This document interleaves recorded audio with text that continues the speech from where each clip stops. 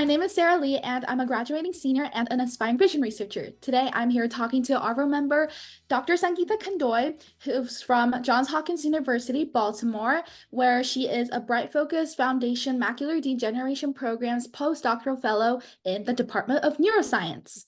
This interview is very exciting for me because Dr. Kandoi is my ARVO mentor, and I've learned so much from her, and her advice has helped me to go on to win various STEM fairs at my school district and state level. Welcome, Dr. Kandoi. Thank you, Um, Sarah. Thank you for this yeah. exciting introduction, and I'm so happy to make time to chat with you over here. Yeah, I'm very excited as well. So Awesome. to go on with the first question, what inspired you to become a vision researcher? So my first memory as a contributor in the field of vision, I remember as a kid, where my dad, along with two other colleagues of him, they used to organize an eye camp every month, and they would recruit approximately 100 people who are below the poverty line and suffering from vision loss due to cataract for surgery.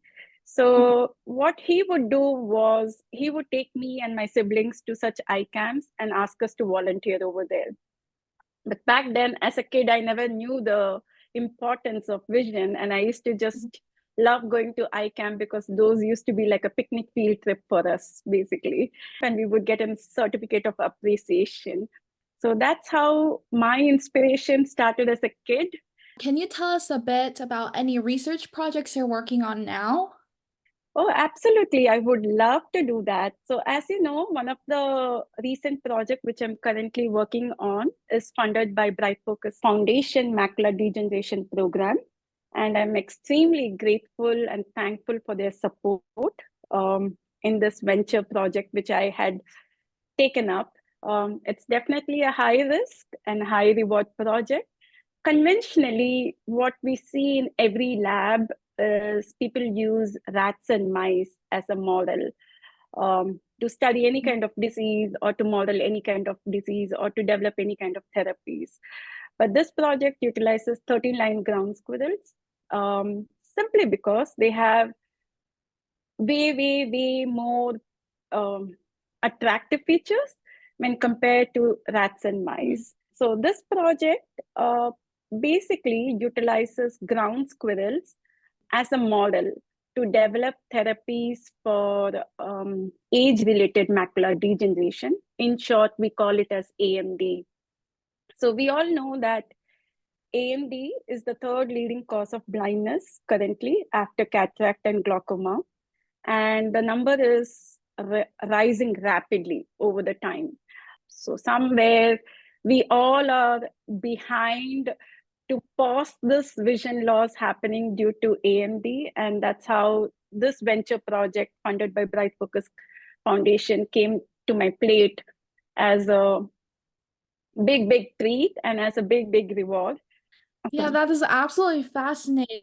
The Mhm. backyard of our house is now into a Mhm. lab for the research. Yeah, Yeah, that's yeah. that's crazy. That's so fascinating. So, I was curious as to what your favorite experience or memory as a researcher is.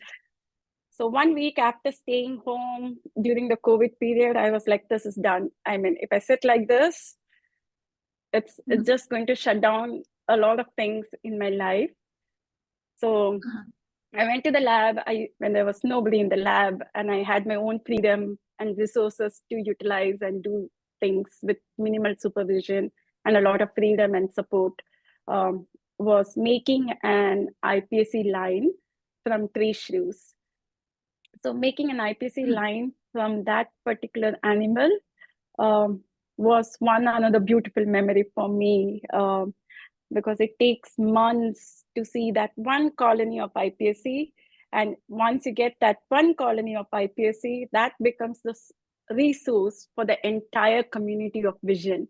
Um, and it was so nice to supply that one colony of iPSC, which I had propagated many times, and then shipped to many people who are working in different field of vision research, like some works on cornea, some works on retina, some works on different aspects of eye, and then when something can become a wealth for many people, that's like one of the beautiful memory and one of the most rewarding experience, I would say. Yeah. Do you have any thoughts on where the field of vision is heading or what vision research will be like in the future, maybe 5 to 10 years?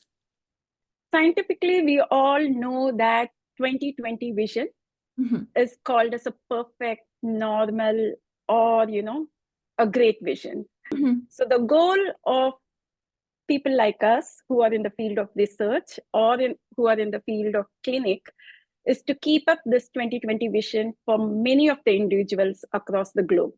So then they can appreciate and do day-to-day activities. So any kind of novel discoveries, which many labs across the world, which we are doing, we hope to see these discoveries going into the clinic in 5 to 10 years. So that's the motive with which we are all working on our research. And unless and until we get a convincing answer, we keep writing, keep reading, and keep developing technologies which can be applied to the clinic eventually.